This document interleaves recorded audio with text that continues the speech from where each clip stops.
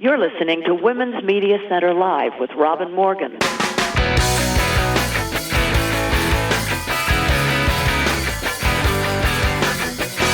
Welcome to Women's Media Center Live and to a new decade. I'm Robin Morgan. I hope your holiday hiatus was restful because we're going to need to be rested and ready for clear vision in 2020. We start the new year with a bang on this program, as my guest today for the conversation is New York Times op-ed columnist and book author Gail Collins, who, with her new book, brings historical fact, what a concept, as well as inspiration on the subject of older women in American history, a book called, fittingly, No Stopping Us Now. And naturally, coming up is a chock-full surrealism corner and fighting words, but before we get to any of that, we're going to go around the big headline, impeachment, and inside the headlines.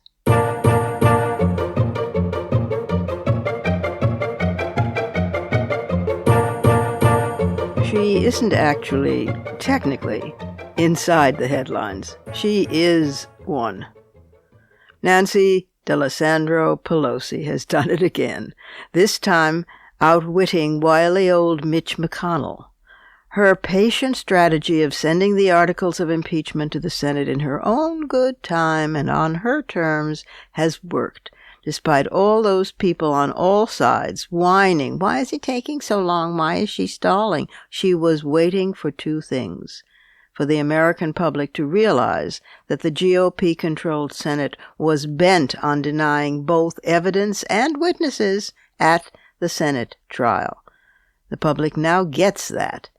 By 70% majority, the public wants evidence and witnesses presented, as in fact now they probably will be. Pelosi also assumed that with time more evidence would drop, and so it has, including materials linking Trump even more tightly to making the Ukrainian president an offer he dare not refuse, and also linking him to ominous plans to physically harm, or worse, Maria Yovanovitch, the gutsy anti-corruption former U.S. ambassador to Ukraine, whom Trump ultimately fired. I believe Pelosi will go down as one of the greatest speakers in U.S. history, not only because she was the first woman Speaker of the House, and also the second when she regained the post, but for her strategic brilliance. Meanwhile, there is other news in the world. Hollywood, for example, is trying to act like Me Too was a passing fad. They'll learn better. But for now, yet again, Oscars So White lists only one black nominee for acting, British-Nigerian actor Cynthia Erivo, and the director's branch yet again left out women entirely. Even after 4 years of the pledge to double female and, quote, minority membership, the Academy remains 68% male and 84% white. So what do you expect? Despite postponement, stalling, and numerous settlements attempted, and a few successful, most not, Harvey Weinstein is being forced to finally have his day in court.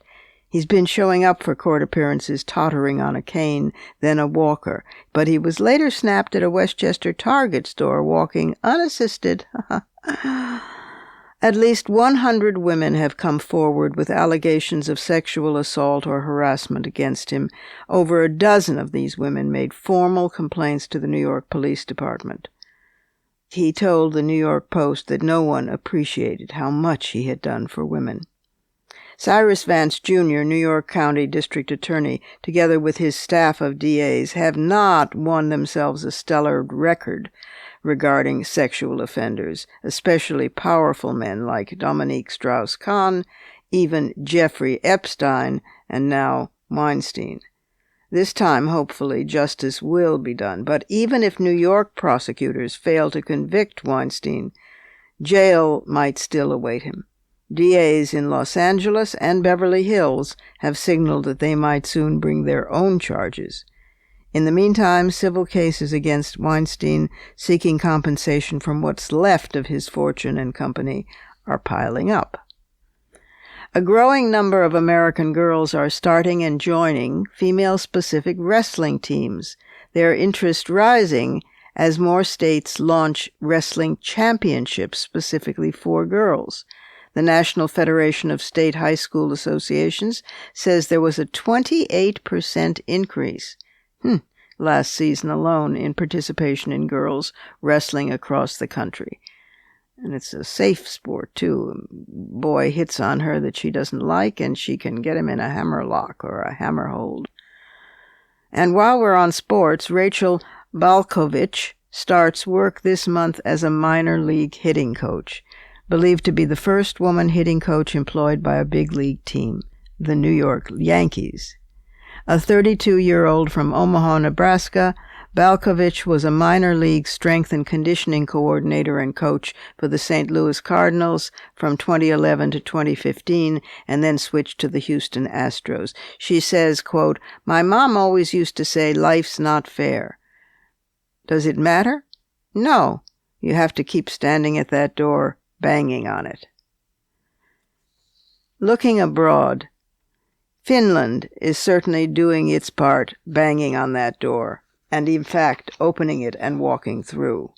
Sanna Marin, age 34, a social democrat and the former transportation and communications minister, is now the world's youngest sitting prime minister.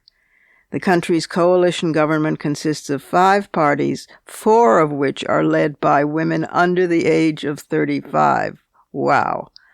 Marin is the country's 3rd female prime minister, so I guess she actually can afford to say, "I have not actually ever thought about my age or my gender." She did add that her age and gender represented, quote, "the strengthening of representative democracy." Back here in the U.S. of A., we have been fighting for almost a century to pass the Equal Rights Amendment, which would prohibit discrimination on the basis of sex and would formally enshrine women's rights in the Constitution. Well, 4 days ago, on January 15th, the Commonwealth of Virginia, under its new Democratic majority, voted to become the 38th and final state needed to ratify the ERA.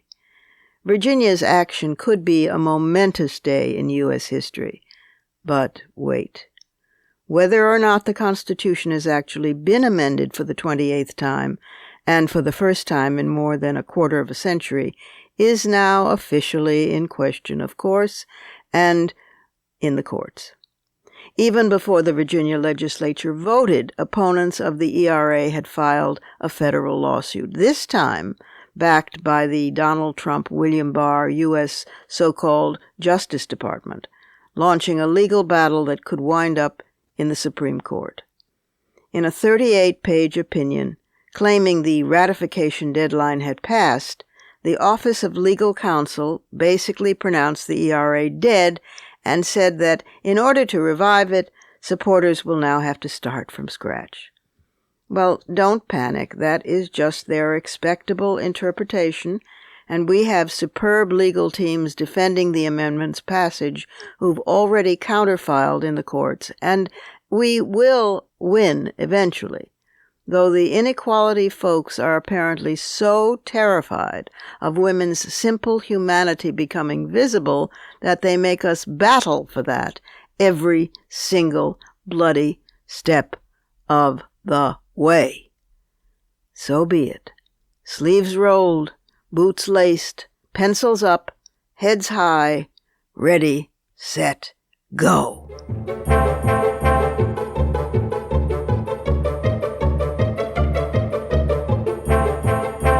Time for our first break, but still coming up in a full show today is the conversation with Gail Collins about older women's historic and currently dynamic role today in American history, plus fighting words, and coming right up is the Surrealism Corner.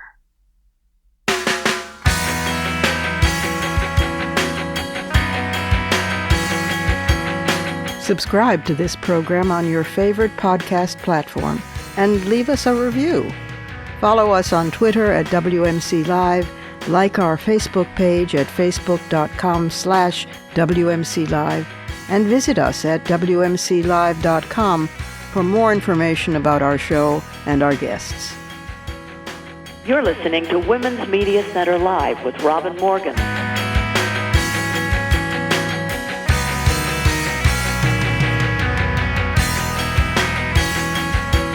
And here we are, where increasingly it looks like we all might take up permanent residence in the surrealism corner.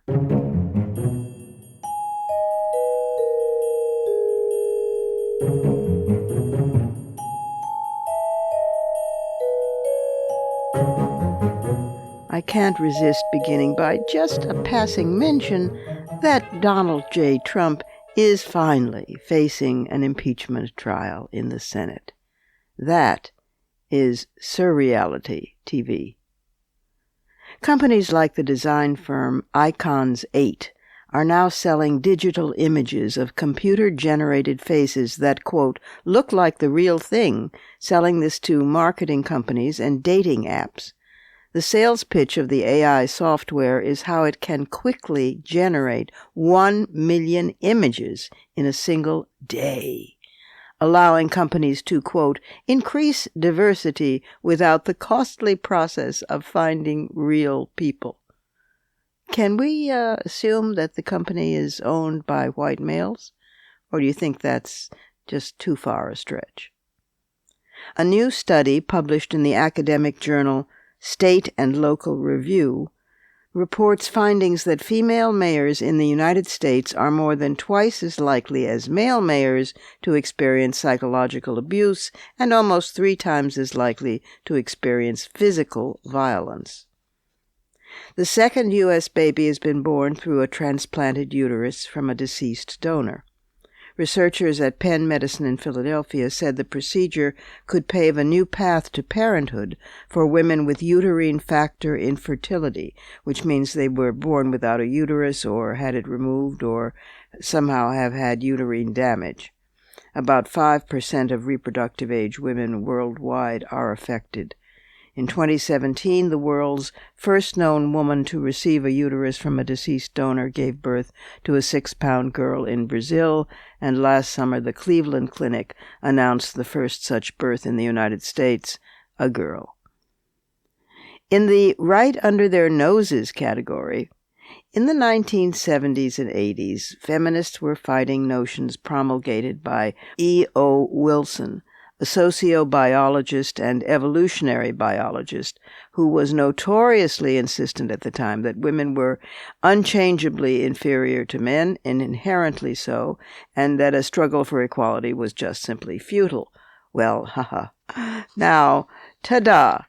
A study published in Nature, Ecology, and Evolution shows that relying on the heterosexual baseline has led to faulty assumptions about sexual activity in the animal kingdom. Japanese female macaque monkeys pair off into temporary but exclusive sexual partnerships. Pairs of male box crabs occasionally indulge in days-long marathon sex sessions. Who knew? Similar arrangements can be found in damselflies, Humboldt squid, garter snakes, penguins, and cattle, as well as in over 1,500 species across most major animal families. But the origins of such same-sex sexual behavior have puzzled evolutionary biologists. How can this possibly be when it doesn't directly affect the all-holy process of reproduction? Is this a Darwinian paradox, they ask? They suggest absurd theories such as, well, it's really about grooming or dominance, it has nothing to do with sex, or that it's practice for real sex, that is, reproductive sex, or even that it is a case of mistaken identity. Oops, you're my same sex. But Julia Monk, a PhD candidate at Yale and the new study's lead author, says that the idea that same-sex sexual behavior had to be justified at all is a perspective of the dominant cultural norms rather than taking a more holistic view of the actual biology.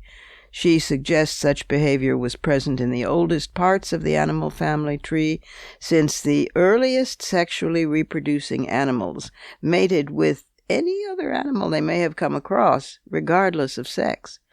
Such reproductive strategies are still practiced today by hermaphroditic species like snails and by species that appear just not to differentiate, for example, sea urchins. Traditionally, Monk says, any mating behavior that doesn't produce young is seen as a waste.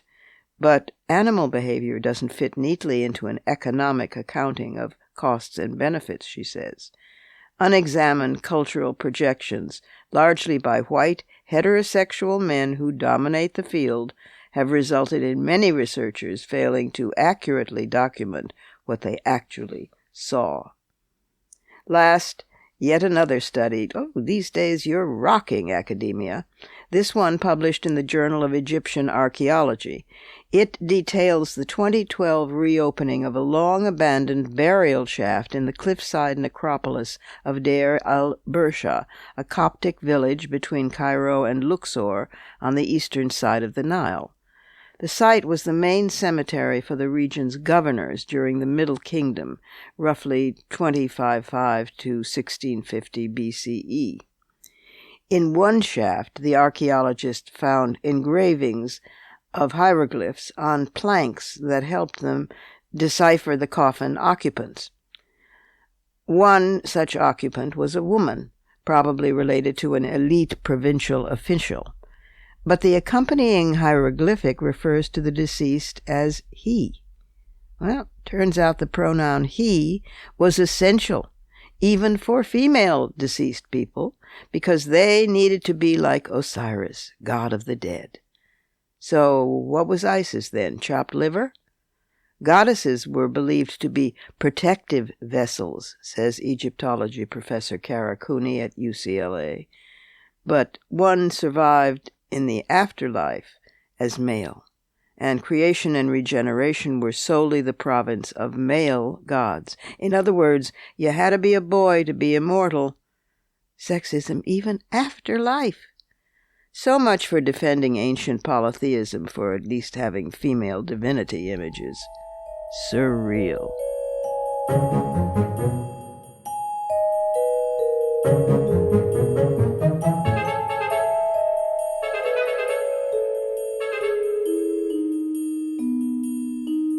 We have to take another quick break here.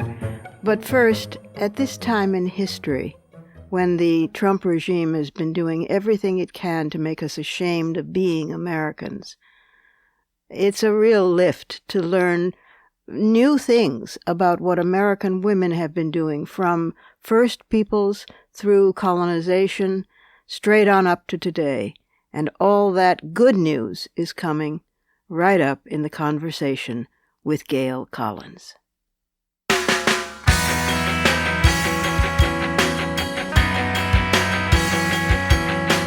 The Women's Media Center, founded in 2005 by Jane Fonda, Gloria Steinem, and myself, is a progressive, nonpartisan, nonprofit organization working to make women visible and powerful in media. You can learn more about the WMC at womensmediacenter.com. You're listening to Women's Media Center Live with Robin Morgan.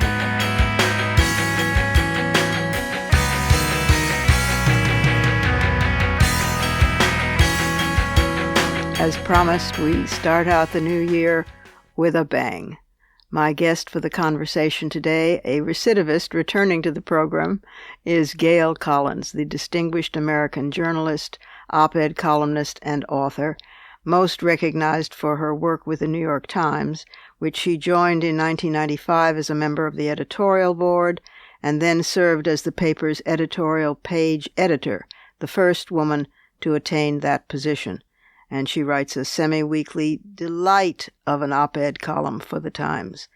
But that's not all. Beyond her work as a journalist, she's published several books, among them America's Women, 400 Years of Dolls, Drudges, Helpmates, and Heroines, and When Everything Changed, The Amazing Journey of American Women from 1960 to the Present. and she's now added a third to that history-making trilogy. The new one is called No Stopping Us Now: The Adventures of Older Women in American History. It's a joy to read, and it's a joy to welcome back to the program Gail Collins. Gail, welcome back to the program. It's good to have you back. It's always a pleasure. This is now the fourth of your books, I think, or fifth, but the third book in a growing series where I think you're doing something utterly unique and remarkable. I mean, I'm referring to the one before this, When Everything Changed, The Amazing Journey of American Women from 1960 to the Present, and the one before that, America's Women, 100 Years of Dolls, Drudges, Helpmates, and Heroines. Now, with those three books in particular, you're giving a voice to not only facts, which is a refreshing idea, particularly these days. What a concept. But you're doing so not in a hyperventilating manner, which I have been guilty of, and other feminist writers at times, because you just get so damned angry. You keep your cool as a journalist, but you also keep this dry, wry wit burbling along like an underground river, slightly under the surface, but making a lovely sound. Thank you. And it is accessible. It's funny. It's startling. It's factual, and you're doing something to put American women on the map of our deep minds, not just our superficial ones. That is absolutely necessary for us to seriously re-enter history. And I thank you for it, because no one else is doing it the way you're doing it. Just congratulations. Oh, Robin, I could listen to you forever. Thank you very much. No, I don't mean to gush, but I am a fan and of your column as well. It helps keep me sane and from bashing the walls. But these books are just, and you learn new things. You learn. How long did this one take? This one took about 5 years, I'd say. I was working. I was writing my column and stuff at the same time, but it was about 5 years of work. The research is staggering, but it doesn't come... Yeah, I had lots of helpers. I had some amazing researchers that were, sending me stuff, and, one of them, I think, sent me, something like 13,000 emails over the course of our time together. She was in Europe, but just going at stuff all the time. But the thing that having done the books, that just follows me around all the time, and it must be true, I'm sure, for you too, is when you look at history and history of women, you realize that in our lifetimes, what was true for our gender throughout the history of Western civilization was totally turned around. Yes. That all the presumptions, all the rights, all the expectations, all the rules, regarding our stuff are all changed. Everything really did change. Yes. And in the history of the world. So it knocks me out whenever I think about it. Yeah, I mean, the pill alone, even if there had been no women's movement, no feminism, no World War II, no Rosie the Riveter, nothing would have changed. I mean, but when you get the cluster of these momentous happenings all coming together and each triggering something else, it is remarkable. And there's always new stuff to learn. I mean, I got so furious over some things in this book that I had not known, over the way women were kept back, but I also got simply happy, which I think I mentioned to you privately is something that usually only happens when I'm reading Jane Austen. But I did, because it also gave me hope as an older woman. For example, this got past me. I knew that the life expectancy now of an American woman is about 81, with men lower, around 76. But I did not realize that the older you get, the higher the expectancy. Yeah. You and I, Robin, we're going to be around forever. You betcha. You want to do lunch in 2040? I mean, that's a date, yes. A 50-year-old woman on average can be expected to live to 83. And the number of people over 90 in America is just soaring, and they're mostly women, by a very strong majority. Yeah. So, and with the fact that there's going to be so many more of us getting so much older, comes a double responsibility that we keep doing stuff, that that it's not only bad for us as for our own personal selves to sort of retire from the world and just sit around all the time. The country can't afford that anymore. We have to keep contributing because there's just so many of us. Yes. And there aren't that many young people, so really, our burden is great. We're becoming a critical mass, and absolutely. That's a very good thing. I mean, the late wonderful Ursula Le Guin once said to me, and then I said, "Oh God, I love that," and she went and put it in one of her wonderful books. That if somebody, a creature from another planet were to come down, who would you, and she'd been asked, who would you want to represent Earth? And she said, a grandmother, or at least someone of a grandmother's age. Because that would be sense and sensibility both. From almost any culture. And I think she's absolutely right. One of the things I wanted to discuss with you and say made me laugh out loud with gratitude and recognition was that you at one point you get right into the 21st century. This is well into the book, and you talk about the way that it's almost a new fad, or so it is presented as such for marketing purposes, to get older, which is just like at the moment we're having a feminist popularity, and it comes and goes, and then they forget about it. So you talk about the interview with Jane Fonda that you did, or one that you saw, and Jane is in fact fantastic. She was getting busted to save the planet at age 82. She was in jail. Mm-hmm. But when you speak about the sort of celebritizing of aging, you mention that it's fine if you in other words, it's all right to happily acknowledge your age so long as you don't look or feel it. Now that is a Gail Collins line that you have to roll around in your mouth and savor and think, oh, she's absolutely nailed it. Because sometimes I have seen glamorous, wonderful feminists say, well, this is what whatever looks like, 50, 60, 70. And I think to myself, yes, but you're white and you're thin and you're tall and you're beautiful, and blessings on all those things. But that's not what 60 looks like if you've spent your life on a factory floor or you have 5 kids.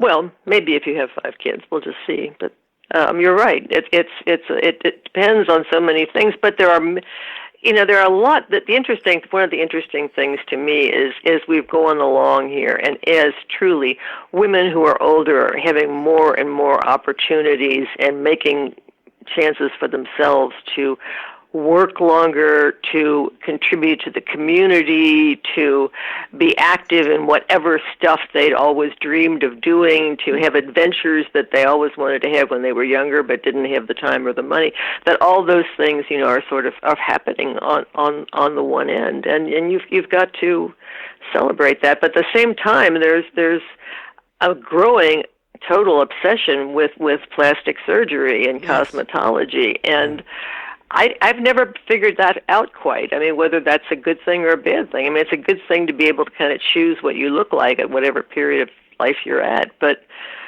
it's kind of unnerving the degree, the humongous explosion of people, having surgeries to make themselves look like they're younger than they are. Yes. So I don't know quite what to think about. And the same thing goes, I guess, for coloring your hair.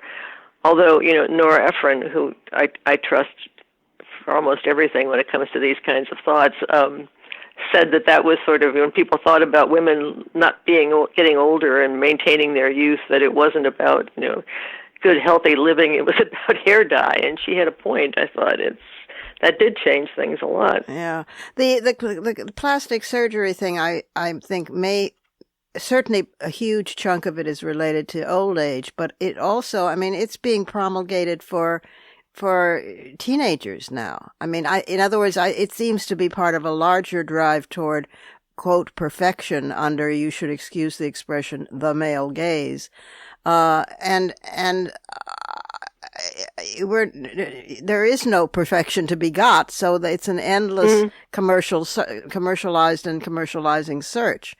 But there are the great fad among teenage girls who can afford it, apparently, is to have all the hair removed from their bodies so that they look even younger, because post-puberty is not young enough now, So there's a madness about that. One thing that I wanted to get into was, in so many cultures, the one route for women's independence or power or even just clout is aging, because we sort of become desexed in a sense. We are almost men in that we are no longer reproductive. And there was a change in attitude in the colonies that you start the book with, from the kind of, it wasn't what you'd call respect, but what we would call respect today, but it was reverence for older women, the mothers, the mother-in-laws, when around Plymouth Rock time, and then within a generation or two or three, it wasn't anymore. Suddenly, women should go back to wherever they came from. How and why do you think that change of attitude came about? Well, actually, the earlier women, who tended to be mostly farm wives, got a lot of respect because they were creating so much wealth in the traditional early American farm. It was the wife who made the candles, made the butter, had the chickens, grew the vegetables, traded stuff with her neighbors to get other stuff that people needed in the household, and created so much wealth that all younger women wanted to come and hang out with the older women to find out how to do all this stuff, to learn, so that when they got married, they too would be able to make candles and butter and all the other stuff they needed to make. And it wasn't until people moved into the cities that suddenly that role was gone, and if you were a middle-class woman, you were married, and your whole role was to be a mother. There was just nothing else there for you to do. You probably, if you were middle-class, weren't even doing your own housework, because there was so much cheap labor out there that you could, buy and have people waiting on you. So that was your only role, and it was not only a limited role, it was a role that was very short-lived. Once your kids were old enough to take care of themselves, you were really completely beside the point. I mean, it was no wonder that they had so little reverence for anything that women did, because they didn't have a rule. Nobody saw it. I'm always obsessed. I can't believe I do this, but I walk around all the time talking about Martha Washington now, which was not a thing I planned on at all, I guarantee you. But poor Martha spends her life, she's married before George. She has 2 children by her first husband, and then she marries George. She's a widow with a lot of money. George, of course, gets all the money, and he uses it to fix up Mount Vernon. And she's now the mistress of Mount Vernon, and because he's so important politically, she's entertaining like 300 guests a year who are staying sometimes for months, doing all the stuff you need to do to get them comfortable, to feed them, and she has to entertain them after dinner herself, because George slinks off to the study and she is stuck with all of his friends. And this goes on and on and on for all of her life. She goes to Valley Forge. She's with him in all of his campaigns.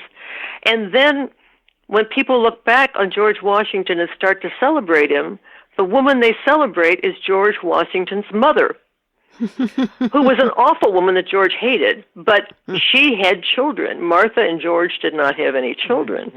So the country just couldn't get its head around celebrating Martha Washington because she had no maternal role with George. So they just didn't talk about her at all. They talked about George Washington's mother, who contributed nothing whatsoever, and George didn't like her. But that's just an example of how completely obsessed that one role, that took over everything. If you didn't have that, you didn't do anything at all. And so naturally, you got old fast, and when you were old, you weren't respected. You were just shoved off in a corner somewhere. Right. Well, and but then some of them hit widowhood, and the children were grown, and they exploded, which is, of course, still happening to many women today. Yeah. If you can't win them, outlive them. Seems to be the unsaid. That was Elizabeth Cady Stanton figured that out. That was that period, before the Civil War, when women were really leading the fight for abolition. Right. But they weren't allowed to give speeches because everybody thought it was some kind of a sexual harlot thing if a woman got up on a stage and drew attention to herself. So you'd be stoned if you tried to give a speech, especially to a mixed audience. Right. And then Elizabeth Cady Stanton figured out, aha, but I am a grandmother. Look at my gray hair. Look at my dumpy figure. I am a grandma. You cannot possibly be worried about me. Let me come to your town and talk about home and children and maybe a little bit about slavery and divorce reform and a few other things on my mind right now. But and she got away with it because she figured that out. And after her friends began to get the idea of what she was doing, they all picked up on it. And one of them wrote an ode to menopause because it was like, oh, glorious menopause. Now here we are. We can go out and do stuff. Yes, yeah. I mean, one of the things that comes through in this book, as it did in the two others, is the individual character of so many of the women who would not go quietly. But the perniciousness of the message and its sort of all-enveloping power is startling. I mean, Margaret Fuller fell under it. And you write quite a bit about her, and I've always been so interested in Fuller because she was, in fact, brilliant, and she was a transcendentalist, and she was one of these incredible women that you would love to go back in time and have dinner with, an 8-hour dinner. But where age was concerned, she noticed that there really were no models, which is, by the way, one of the important things of this book. You give us models. You give us, as one reads on, you think, oh my God, I never knew about XYZ. I want to be like her.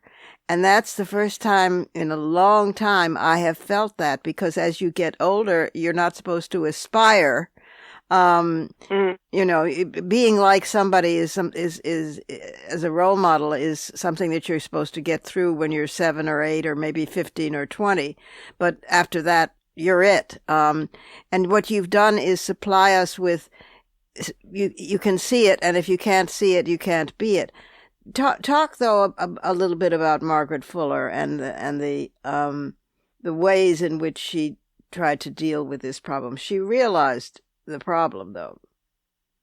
Yeah, well, she was sort of brilliant in that then she left town, basically. Yes. Become a journalist in Europe, and was really one of the first women who ever, wrote, got a foreign correspondence kind of attachment, and she covered the Civil War in Italy, and fell in love with this young Italian nobleman who was fighting for the cause, and they got married, and she was much older than he was, and they were going off to fight the next crusade in America when their ship ran aground. But she never stopped, and she was just never. I mean, you always love the people who, it's clear, just never seems to occur to them the way it does to everybody else that you can't do this thing and you can't do that thing. But then you read their memoirs or their notes to themselves or their diaries, and you realize that they knew all along that they weren't supposed to do these things, but they were just,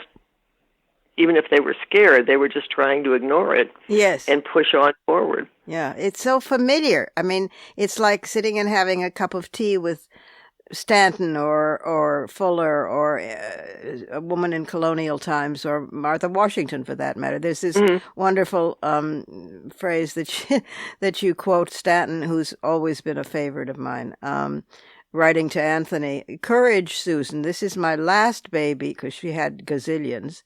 "This is my last baby, and she will be 2 years old in January." This was the 6th child. And Anthony there was going to be a 7th too, but that was beside the point. Yeah, that's right. But Anthony was getting really cranky because she needed more speeches and she wanted help organizing. And what the hell are you doing raising all of these children? So courage, Susan. This is my last 2 years more, Susan, and time will tell you. You shall, and I have the prospect of a good long life. We shall not be in our prime before 50, and after that we shall be good for 20 years at least. And she was right, because in fact, It was good for 30, actually. 80 years and more is the last book on that Stanton wrote, and then Anthony lived a long time as well. So there are models, and you come away from this book of saying, wow, my spine is stiffened, and it ain't over until the fat or the thin but some lady sings. It's going to be a lady anyway. Damn right it's going to be a lady. Thank you for this book. It is an absolute gem. It really... Thank you, Robin. It's so great to talk with you. Well, it's called No Stopping Us Now, The Adventures of Older Women in American History. Thank you again, and thanks for being with us today. Thank you.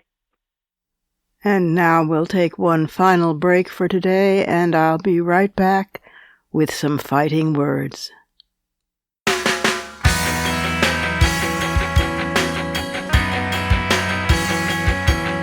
For the smartest talk about news, politics, sex, books, religion, race, and more, it's Women's Media Center Live with Robin Morgan. Audacious, witty, provocative, informative, and fun. It's Women's Media Center Live with Robin Morgan. Talk radio with a brain. Believe it or not, sometimes good news can come in the form of fighting words.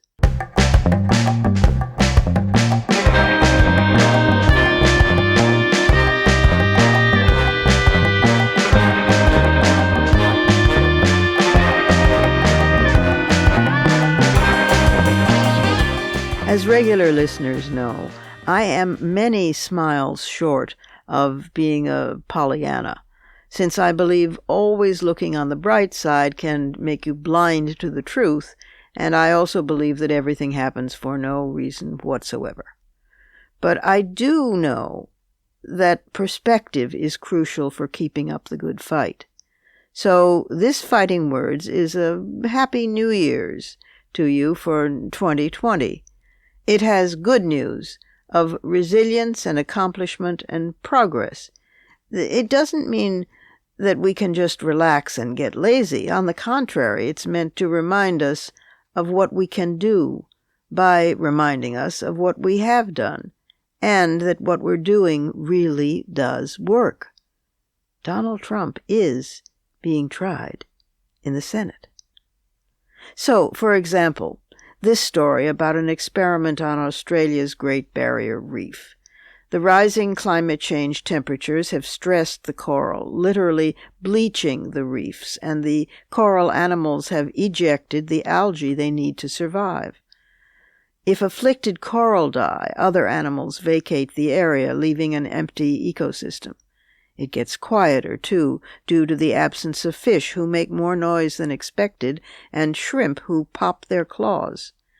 So, in an experiment, researchers lowered loudspeakers to the dead reefs and played recordings of healthy reefs. Drawn in by the sounds, local species diversity shot up 50%. Sound influences wild animals. Noise pollution causes stress hormones to spike in birds. Mountain lions tested in 2017 fled from the sound of Glenn Beck, but sounds played in the wild may hold promise, scientists say. The fish and crustaceans that followed the sounds back to the barrier reef stayed there, and their presence may help the coral regrow. That was a good idea those humans had. An interesting op-ed piece in the New York Times last month by Sarah Jackson listed numerous ways in which, surprise, Twitter actually makes us better. She has a book coming out, #Activism Networks of Race and Gender Justice, and she notes that movements like Black Lives Matter and Me Too had pre-Twitter origins, but really went mainstream via Twitter. Without Twitter, far fewer Americans would ever have heard the names Trevor Martin, Sandra Bland, and other young black people by the countless numbers killed by police. Instant alerts, for example, to mobilize demonstrations, that's a good thing, and campaigns to boycott companies over sexist or racist ads. All this should be weighed in the balance with the megaphone that Twitter provides to liars and fools. We can make of it a tool, not just a weapon. And here's a quick dip into statistics that might surprise you. Every single day in recent years, another 325,000 people get their first access to electricity. Every day, more than 200,000 people got piped water for the first time ever. 650,000 people went online for the first time, also every single day. Historically, almost half of all humans died in childhood, and as recently as 1950, 27% of all children still died by age 15. That figure has now dropped to 4%. As late as 1981, 42% of the planet's population lived in absolute poverty, on less than $2 a day. That 42% has plunged to less than 10%. Such diseases as leprosy, polio, river blindness, and elephantiasis are on the wane, and global efforts have turned the tide on AIDS. Due to the efforts of feminist activists in the relevant countries, female genital mutilation is going out of style, and fewer young women, babies, and girls will be cut and have their sexual lives impaired. 50 years ago, the majority of the world's population had always been illiterate. Now we are approaching 90% adult literacy, with particularly large, desperately needed gains in the education of girls. Entire constituencies are becoming visible, stepping out of the shadows.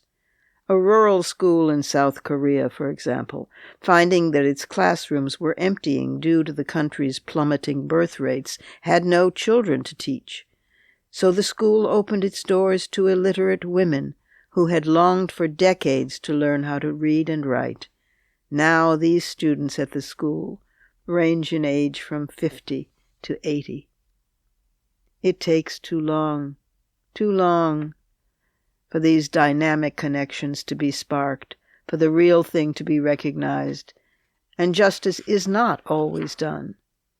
But all this progress, tiny as it is when compared to what needs to be discovered and needs to be done, was brought about by people who refused to be stopped.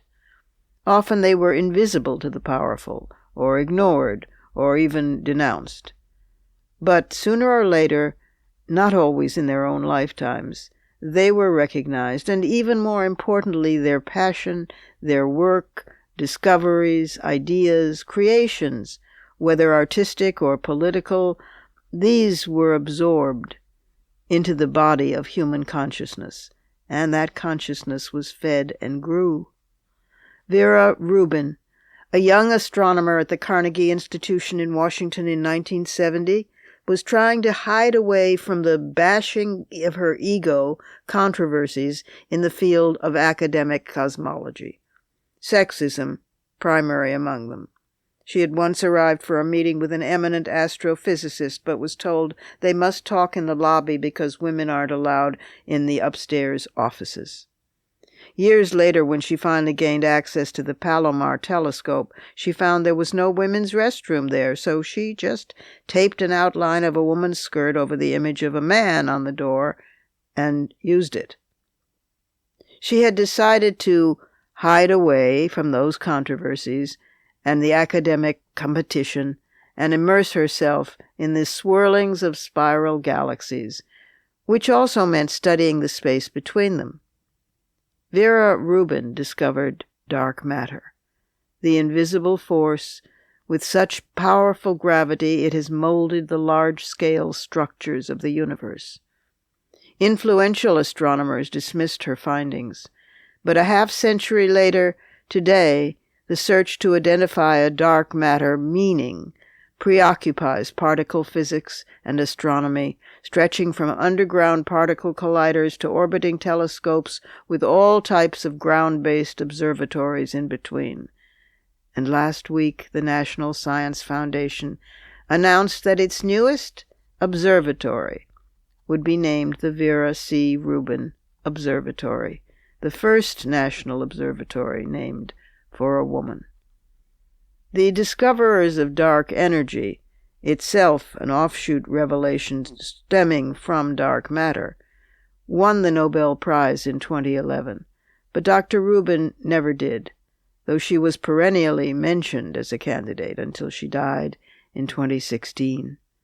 New York Times science writer Dennis Overby wrote a beautiful tribute to her in an essay in the Times, honoring her and deploring the sexism in science. But the Rubin Observatory will go on investigating the cosmic push-pull between dark matter and dark energy. If it's true that the long arc of the universe bends toward justice, we can throw all our weight on that arc to speed and increase that bending. Those are my fighting words. Add yours on Twitter, and remember to tag us at WMC Live and use the hashtag Fighting Words.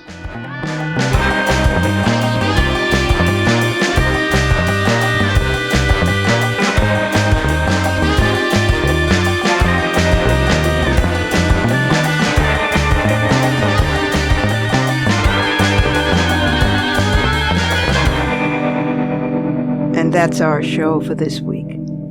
You can follow me on Twitter, Facebook, and now Instagram at The Robin Morgan, and you can check out my blog at robinmorgan.net and find my latest book of poems, Dark Matter, and my brand new novel, Parallax, wherever books are sold. Opinions expressed on this program do not necessarily represent the Women's Media Center. Here's the family for Women's Media Center Live. Executive producer as well as founding and sustaining sponsor, Regina K. Scully. WMC president and co-executive producer of this program, Julie Burton. I'm Robin Morgan, your producer and host. Thank you for being with us. Join us again next time on Women's Media Center Live.